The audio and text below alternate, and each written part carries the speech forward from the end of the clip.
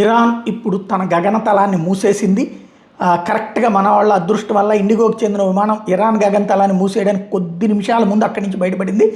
Georgia నుండి బయలుదేరిన విమానం గురువారం తెల్లవారుజామున 2 గంటల 35 నిమిషాల సమయంలో ఇరాన్ గగనతలం మీదుగా ప్రయాణించినట్టు ఫ్లైట్ రాడార్ 24 చెబుతోంది. ఆ తర్వాత 3 గంటల ప్రాంతంలో తమ గగనతలాన్ని మూసేస్తున్నట్టు ఇరాన్ ప్రకటించింది. ఓవరాల్‌గా మొన్న గగనతలాన్ని ఓపెన్ చేసి సవాల్ విసిరింది నిన్న అమెరికాకి. ఇప్పుడు మళ్ళీ గగనతలాన్ని మూసేసింది. తద్వారా యుద్ధ వాతావరణానికి సిద్ధమన్నటువంటి సంకేతాన్ని ఇచ్చింది.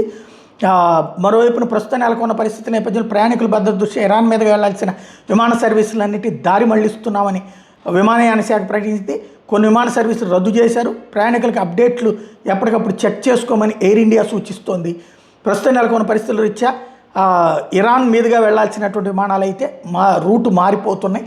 ఇది ఒకసారి చెక్ చేసుకోవాలి మనం వెళ్ళేటటువంటి సందర్భంలో, ఏదైనా దేశాలకి వెళ్తున్నటువంటి సందర్భంలో.